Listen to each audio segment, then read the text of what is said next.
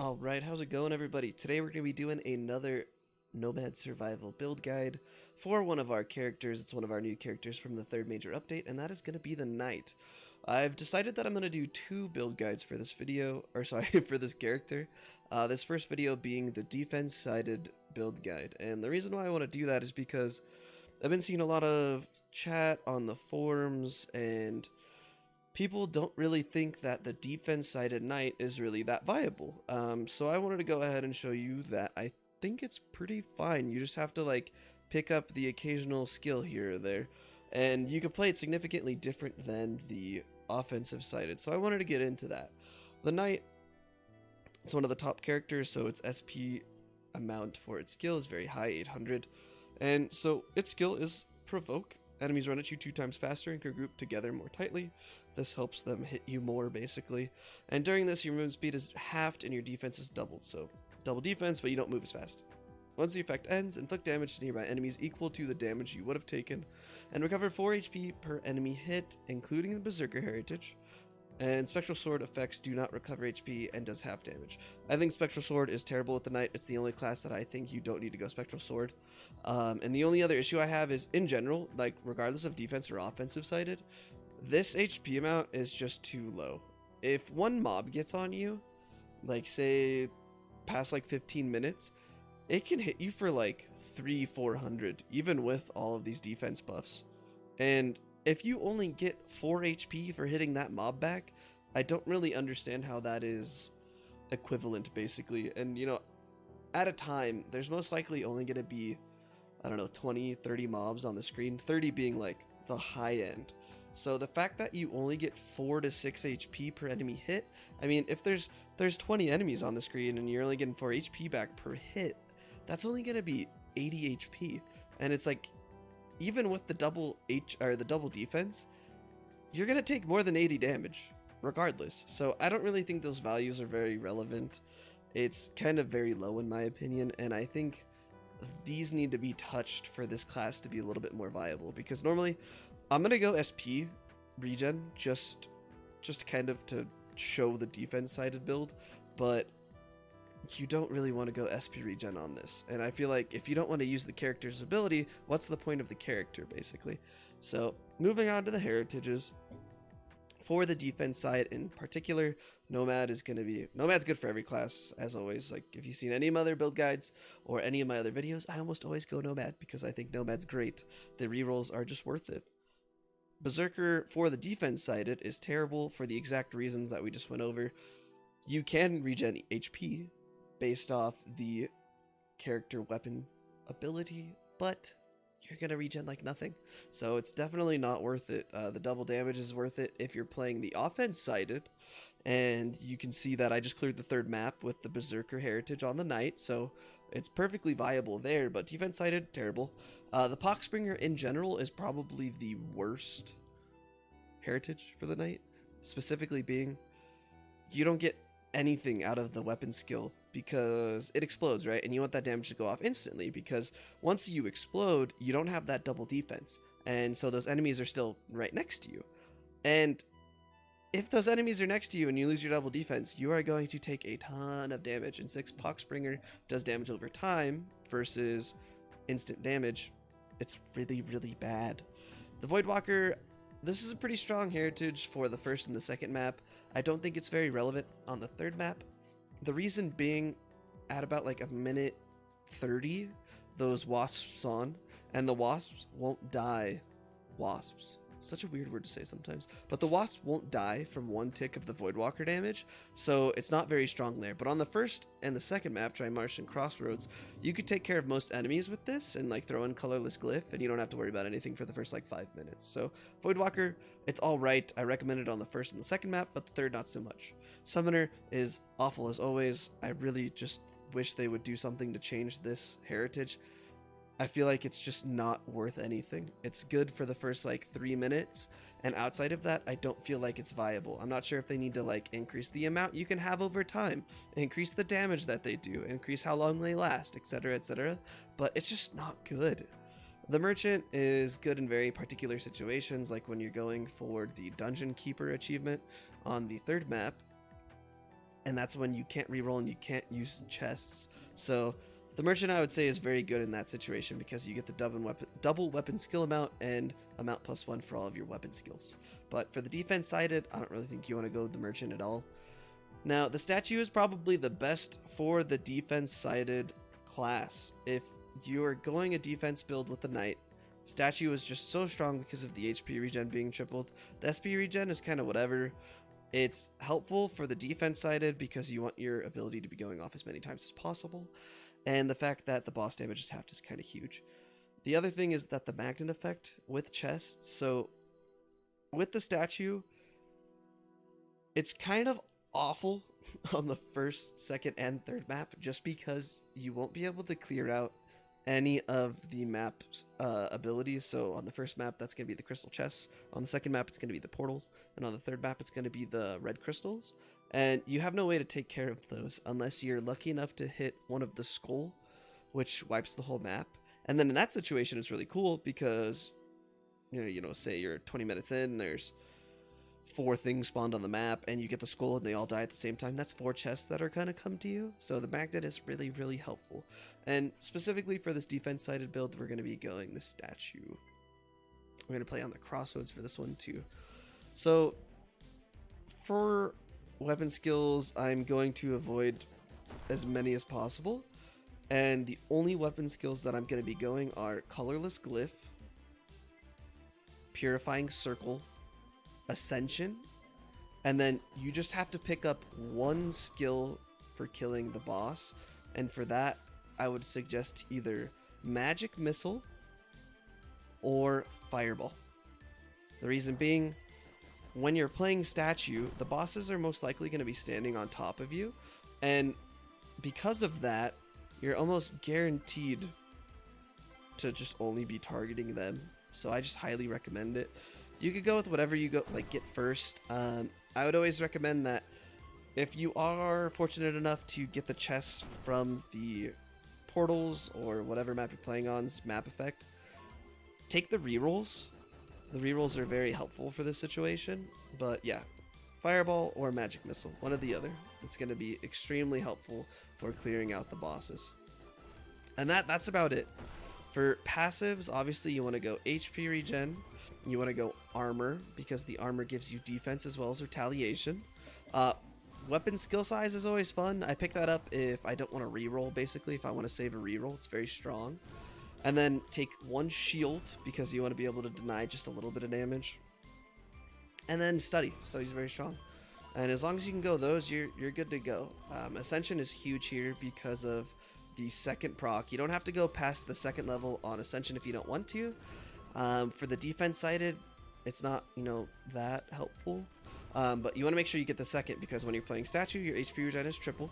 And the 2nd level of Ascension, like you see right here, gives you 10 HP regen per second. So that's actually going to be 30.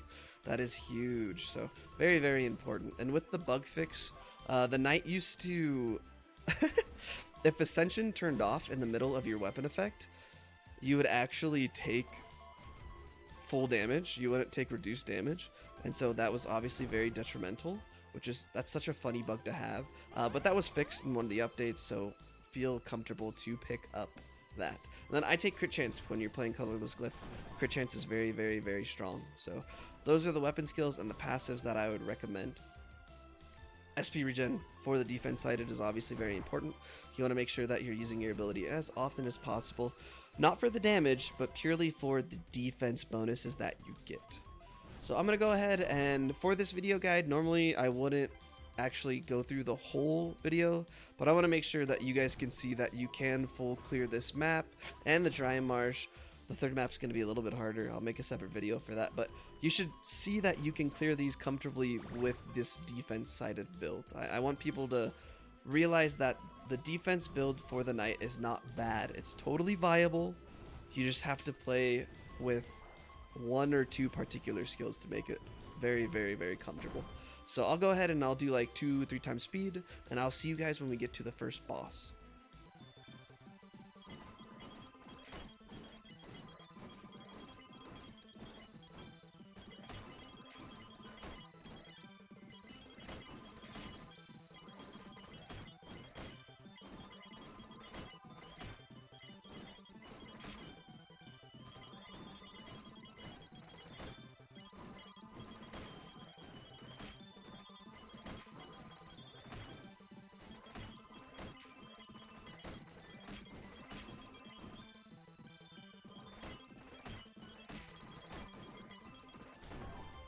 Alright, the first boss is going to spawn here in a second.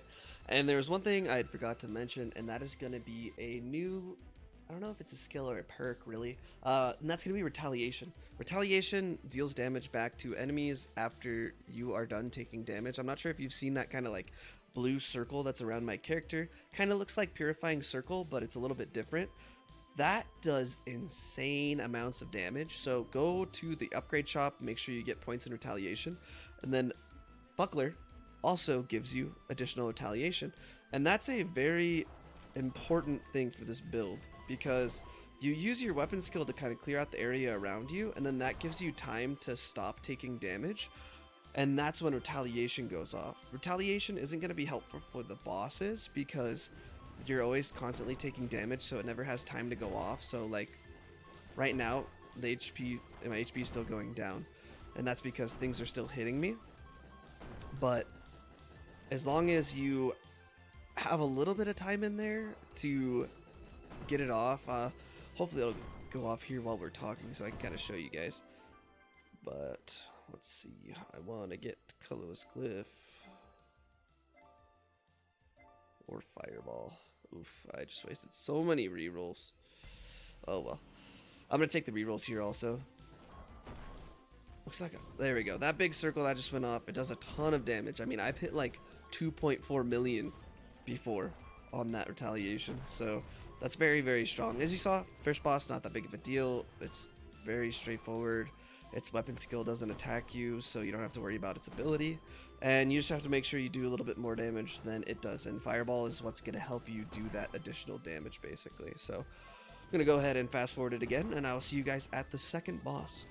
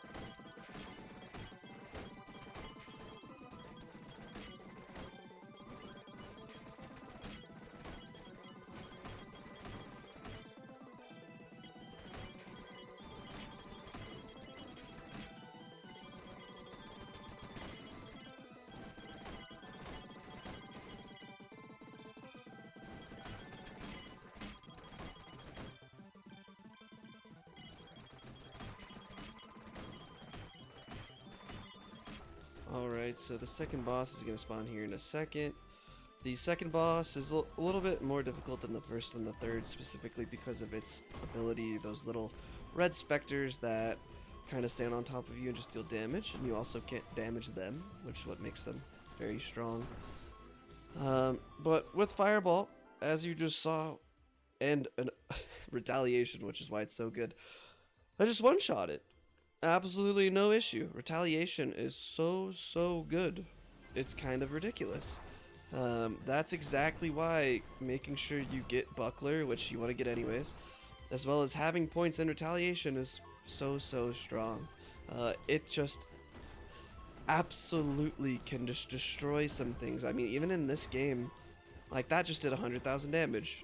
I hit 1.3 million earlier. It's ridiculous. And then throw in crit chance and you could really hit some ridiculous numbers. So Retaliation is huge. As you can see, we got 3 portals spawned right now, and I haven't been able to kill any of them because we haven't gotten lucky enough to get a skull, but no big deal. The map skill on this map isn't that impactful. It's just summons these little dudes with the numbers, which I do wonder if they get to like 0 if something happens. I've never seen one get to 0 because generally they die pretty fast, but that's a great question. I'd love to see what that does. But yeah, second boss, no issues there. Retaliation OP. I haven't been getting like super lucky on my skills, but everything's getting close to max level, so as long as you get it done basically by the last boss, you're pretty much good to go. So I will go ahead and start fast forwarding it again, and I will see you guys on the third boss.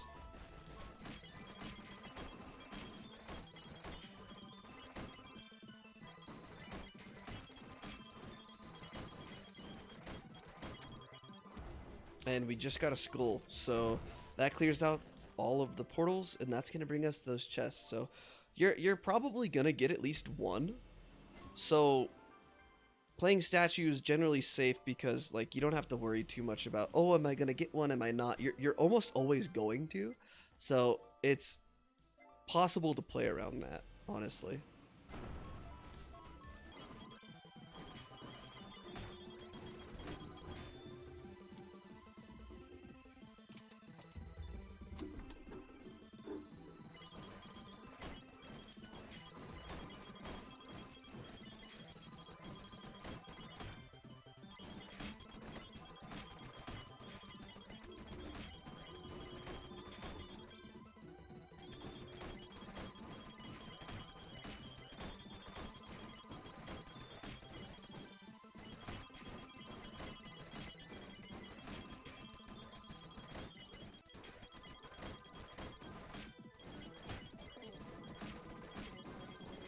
Alright, so the third boss is going to spawn here in a second.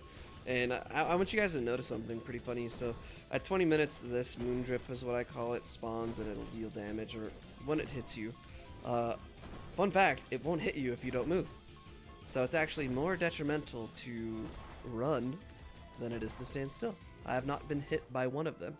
And again, as we see, retaliation just absolutely stomps on bosses. Another one shot that is so good. It is so good. You just have to make sure you're able to like clear out the things around you. Obviously it's just all timing, so you can't like guarantee that you're going to be able to deal retaliation, but if you weren't playing statue, for example, and you're able to move, you just have to move a little bit and get close enough to the boss for retaliation to go off. So that's just another reason why the defense sided is so strong, because you can take all that damage without worrying and then use retaliation as a weapon skill. But third boss, absolutely no problems. And again, I will fast forward and I will see you guys on the last boss.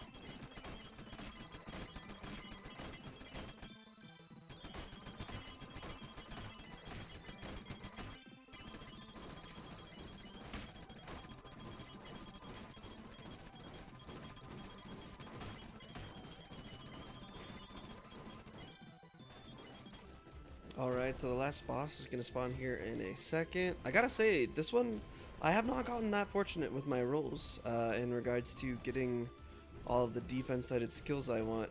Like, HP regen and max HP isn't maxed out, same thing with my SP regen, so that's a little unfortunate. I also did take those bonus rerolls so that I was able to reroll a little bit, but don't have a ton of defense, but I think I should still be fine for this last boss.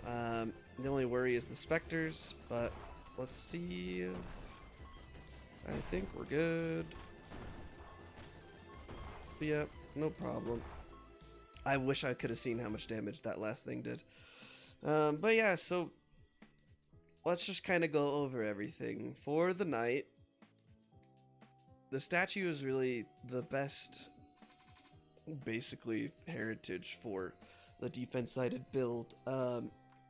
And kind of to make the defense-sided build really work, you just want to go one of two things. You need to have colorless glyph. I think colorless glyph is pretty much mandatory for this build, just because you're going to be pulling so many mobs towards you. There's absolutely no reason for you to utilize colorless glyph. It is huge. It does great DPS. Go take a look at, I think it's my magic missile and colorless glyph build guide I got a ton of relics with colorless glyph. It's amazing. So definitely play around colorless glyph, and then you just need to make sure you have one bossing skill. And bossing skills to me are magic missile or fireball. Both of those abilities do great damage to bosses, and it actually works really well with the defense sided build of the night, because with the statue you're obviously standing still, and fireball and magic missile target the enemy that is closest to you. 9 times out of 10 when a boss is spawned, it is going to be that boss. So all of your damage is going to be directed towards that boss. So it's going to be huge in regards to that. Another necessary weapon skill, which again, Ascension's a passive, but you need to make sure you get Ascension to level 2. That's where you're going to get that 10 HP regen and 0.3 SP regen. The reason being, one, that's 3 levels of the passive regen, so that saves you a ton of skill points there. And also with the statue heritage, you get 3 times the amount of HP regen, so that's actually 30 HP regen a second. That is very important. Other than that, if you're playing colorless glyph, normally you want to go crit chance. Crit chance at max is huge. You saw all of the crits I was dealing constantly. It's very important. Pick up crit damage when you see it and you don't want to reroll. SP regen is obviously very important because you want your skill going off as many times as possible. Weapon skill size, I pick it up occasionally if there's no other choice, like say I have no rerolls, and weapon skill size there, it's better than probably the other options. And then you just want to make sure you get shield to level 1. That's so you can negate some instances of high damage, and then you just got to focus on max HP, defense, and HP regen, your generic defense sided build passives, and all those together you're going to be fine. I didn't even have HP to max or HP regen to max, and we were still perfectly comfortable throughout that whole game. The last boss was the closest thing that got me down in HP, and we still had about half HP at the end of that, so it's not really that big of a deal. I would say this build is extremely viable on the first and the second map. The only map that you might have issues is the third map, and that's purely because the crystals actually impact the HP of the mobs. And on top of that, you have the specters. I'm not sure how big of a deal those specters would be when you're playing statue on that map, so I might try that out in another video, but that'll be something for next week maybe, so I'll take a look at that. But yeah, the defense side of night is perfectly fine. It's an okay build. I'm not saying it's like the greatest thing in the world, but you should be able to comfortably clear map 1 and 2 with this build. So if you want to try it out, definitely give it a try. If you have any advice or suggestions for me, definitely let me know down below. I'm always up to learn some new stuff.